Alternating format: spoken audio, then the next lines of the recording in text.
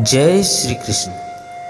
आज हम बात करेंगे भगवान श्री कृष्ण जी द्वारा अर्जुन को बताए गए कुछ श्लोकों के बारे में। भगवत गीता में सनातन धर्म की नीतियों का स्पष्ट वर्णन है। गीता में 18 उपाध्याय है और 700 श्लोक हैं। इस ज्ञान रूपी महासागर की कुछ बूंदें सार के रूप में मैं प्रस्तुत कर रहा हूँ। इन बूंदों को ग्रहण करके आप अपने जीवन को आशाओं से भरे और सुख एवं संपन्नता से परिपूर्ण जीवन जिए। महाभारत के युद्ध के समय कुरुक्षेत्र की रणभूमि में भगवान श्री कृष्ण जी ने अर्जुन को उपदेश दिया है। उन्हीं उपदेशों का संकलन है श्री भगवद गीता। असल में यह उपदेशों का संकलन प्रश्न और उत्तर के रूप में है। अर्जुन कई प्रश्नवाचक चिन्हों के भंवर में फंसे हुए होते हैं और भगवान श्री कृष्ण इन्हीं प्रश्नों का उत्तर देते हुए अर्जुन को इस चक्रव्यूह से बाहर निकालते हैं। तो आइए शुरू करते हैं भगवान श्री कृष्ण जी द्वारा बताए गए कुछ श्लोकों के बारे में। सफलता जिस ताले में बंद रहती है वह दो चाबियों से खुलती है, एक कठिन परिश्रम और दूसरा दृढ़ संकल्प।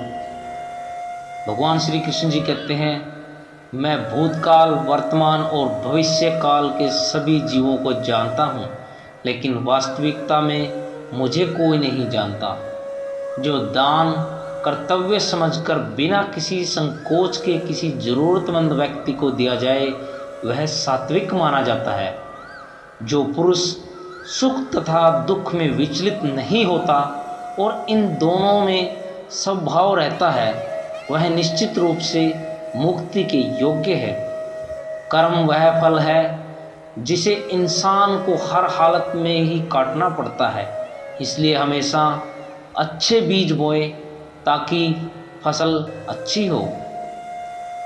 जो लोग भक्ति में श्रद्धा नहीं रखते वे मुझे पा नहीं सकते, अतः वे इस दुनिया में जन्म मृत्यु के रास्ते पर वापस आते रहते हैं। जो लोग भक्ति में श्रद्धा नहीं रखते हैं वो मुझे कदापि नहीं पा सकते, अतः वे इस दुनिया में जन्म मृत्यु के रास्ते पर वापस आते रहते हैं।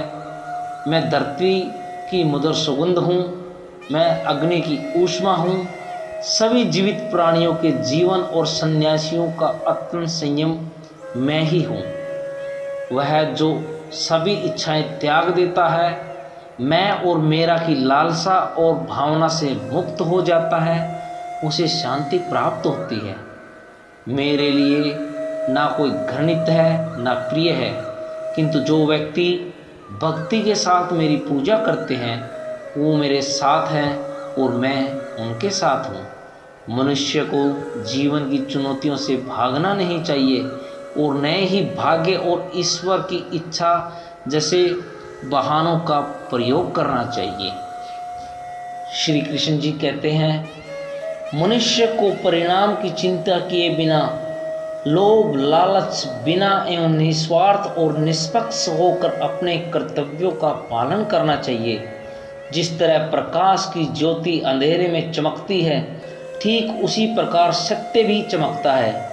इसलिए हमेशा सत्य की राह पर चलना चाहिए। जिस मनुष्य के अंदर ज्ञान की कमी और ईश्वर में श्रद्धा नहीं होती वो मनुष्य जीवन में कभी आनंद और सफलता को प्राप्त नहीं कर पाता।